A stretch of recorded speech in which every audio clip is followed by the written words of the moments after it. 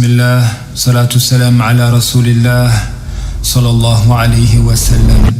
Au mois de Dhul Qa'dah de la 10e année de la mission prophétique, les gens affluaient de toutes les régions de l'Arabie pour se rendre à la Mecque durant la saison du pèlerinage.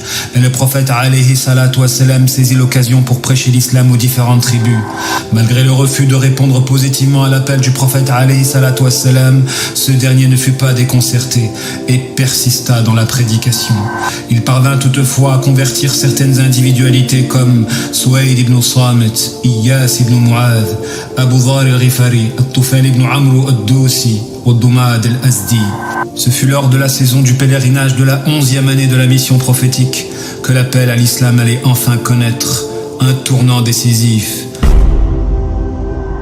En effet, le prophète alayhi salatu wassalam de nuit, accompagné de Abu Bakr et de Ali radiyallahu anhuma, rencontra une délégation venant de Yathrib, c'est-à-dire Médine, 6 hommes de la tribu de Khazraj.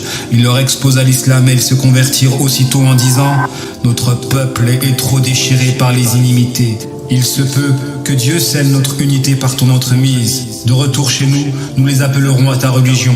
Et si Allah les unit par ton biais, alors aucun homme ne sera plus puissant que toi. » Cette conversion donna au prophète alayhi salatu wassalam une lueur d'espoir, car c'était la première fois qu'un groupe d'individus épousa la nouvelle foi.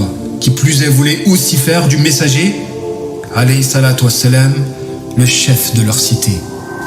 Le but de ce cours, mes frères et mes sœurs dans la foi, était de mettre en relief la différence qu'il y a entre une prédication qui vise seulement des individus et une autre qui franchit le cap d'atteindre un groupe d'individus moyennant l'acquisition d'un espace indépendant. En effet, les gens ont tendance à tort à mesurer l'authenticité d'une doctrine au nombre de ses partisans.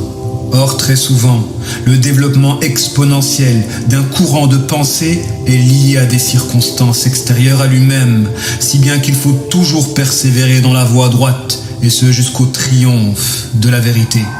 Ce qu'il faut retenir par conséquent, c'est que le retour à la foi authentique d'un grand nombre se fera essentiellement par des circonstances à la fin des temps, comme l'effondrement des sociétés occidentales et la montée des racismes.